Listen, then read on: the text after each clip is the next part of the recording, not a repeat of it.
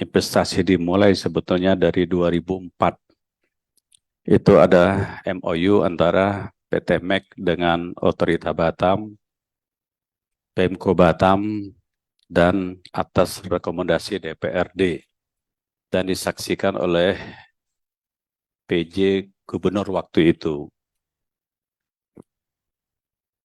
Itu perjanjian itu lebih kurang dengan luas lahan lebih kurang 17.600 hektar.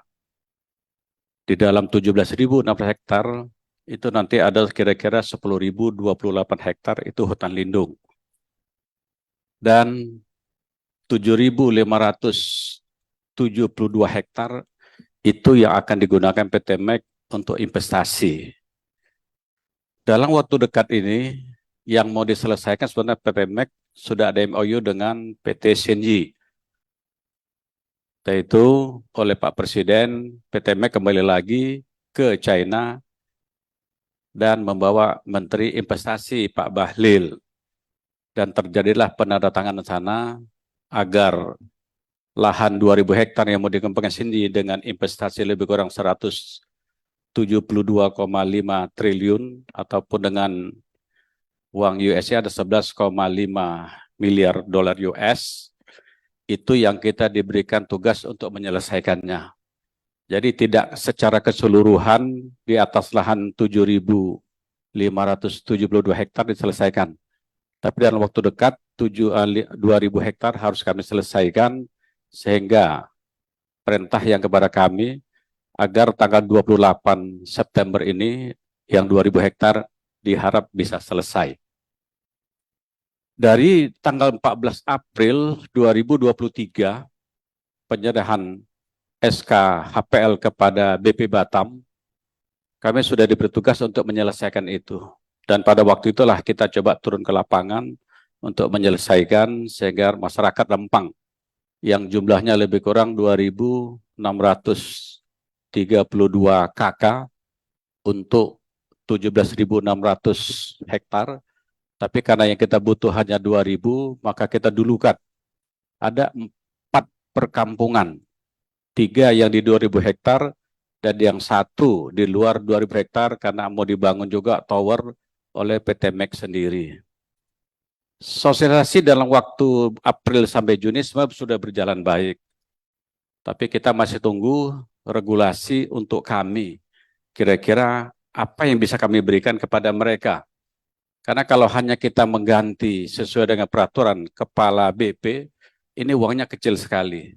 Sedangkan tempat tinggal mereka 3 kampung yang akan dipindahkan, ini menurut saya tidak pas. Maka kita bolak-balik lapor ke Pak Menko dan terakhir dipanggil Pak Bahlil.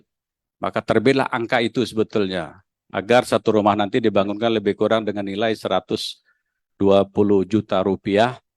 Dan awalnya tanah yang kita berikan adalah 200 meter persegi. Tapi waktu itu Pak Bahlil minta, udah naikkan saja 500. Lahannya siap enggak? Setelah kami hitung, siap. Jadi kalau 500 per orang dikali lebih kurang 2.632 KK, ini hampir kita siapkan 450 hektar. Karena tidak hanya rumah, fasilitas lainnya harus kita bangun juga. Dan untuk sementara semuanya masih menggunakan uang BP Batam, PNBP, karena dari APBN kemarin sudah kami ajukan, alhamdulillah sepertinya dia Banggar belum bisa menerima, maka yang 850 miliar sementara belum bisa kami terima. Tadi sudah saya laporkan di laporan tadi.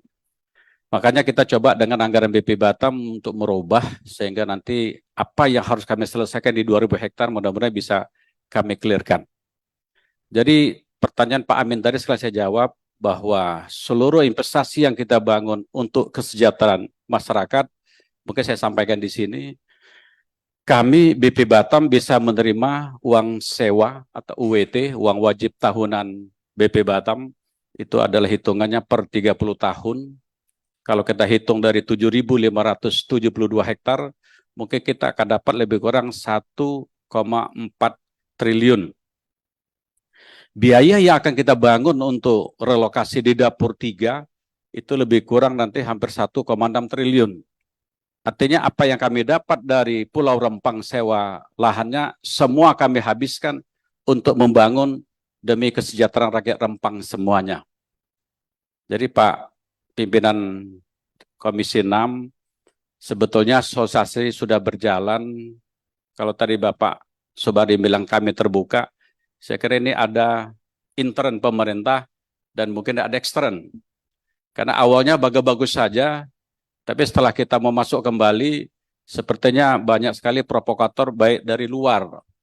Sehingga masyarakat sudah mulai berpikiran lain yang dari luar ini, karena banyak pengusaha menguasai lahan di atas 17.600, ini ada yang menguasai 100 hektar, ada yang 200, karena statusnya adalah hutan lindung dan HPL, maka dia tidak akan diganti rugi, kita mengambil kembali. Ini menjadi pro kontra, sehingga mereka menggunakan alasan masyarakat yang 16 kampung di atas 17.000, tapi kalau yang 700 di 2.000 hektar, ini yang terpengaruh hari ini. Sehingga mereka mengumpulkan kekuatan untuk meminta agar kampung tua tidak dipindahkan. Pada kampung tua yang kita pindahkan, kita ingin merubah taraf hidup mereka sebetulnya. Kita sudah menilai melalui BPS, harga rumah mereka tinggal hari ini, maaf Pak pimpinan dan anggota DPR RI, antara 10 mungkin sampai, kalau yang di pesisir mungkin 100 juta saja. Tapi hari ini kita punya inisiatif memberikan itu, tidak lain kita ingin merubah itu. Kedua, di relokasi dapur 3 ini tidak jauh daripada Kampung Rempang Cate. Rempang Cate di jembatan 4, dapur relokasi di dapur 3, jembatan 5. Artinya kita tetap memberikan sesuai profesi mereka adalah nelayan, maka relokasi tetap di posisi di laut juga. Coba tidak bisa sebanyak 2.732 kakak ini semua di pinggir pantai, tidak bisa karena tidak cukup pantainya. Tapi kita akan semua relokasi, kita akan memberikan pantai pelabuhan untuk mereka semua. Karena rata-rata nelayan dia pasti punya sampan, Pak Prof. Maka sampan yang akan kita berikan sepanjang itu untuk mereka mendapatkan sampannya. Dan kita sekali akan membangunkan dermaga umum untuk bongkar muat. Karena seluruh relokasi 16 kampung tua nantinya akan kita geser itu, maka situ kegiatan ekonomi akan bangkit sekali. Dan kemarin terjadi 2 kali demo, Bapak anggota Dewan yang terhormat, ini perlu saya laporkan. Demo yang pertama, kalau boleh saya sampaikan, hampir 80% itu murni dari Rempang, orang-orang ini semua. Tapi demo yang kedua sudah bukan mereka lagi. Ini nggak sampai 10% warga Rempang yang dibawa keluar. Dari mereka yang memimpin koordinasi umumnya itu sampai ke bawah, mereka bukan orang Rempang. Dan hari ini jadi masalah. Kenapa? Karena pengalaman kami yang pertama demo, mungkin agak bereaksi para aparatnya, tapi tidak ada sampai luka. Pak Dewan, saya hormat. Tidak ada sampai luka sebetulnya. Itu yang dikirim adalah banyak berita hoax yang saya terima hari ini, kejadian di tempat lain. Yang pertama demo hampir 2.000-an, ya, warga, hampir 80% warga sana. Karena memang murni waktu itu mereka, dan yang orasi juga bukan orang sana, tapi orang Batam yang tinggalnya di pesisir. Investasi dimulai sebetulnya dari 2004. Itu ada MOU antara PT MEK dengan Otorita Batam, Pemko Batam, dan atas rekomendasi DPRD. Dan disaksikan oleh PJ Gubernur waktu itu. Itu perjanjian itu lebih kurang dengan luas lahan lebih kurang 17.600 hektar.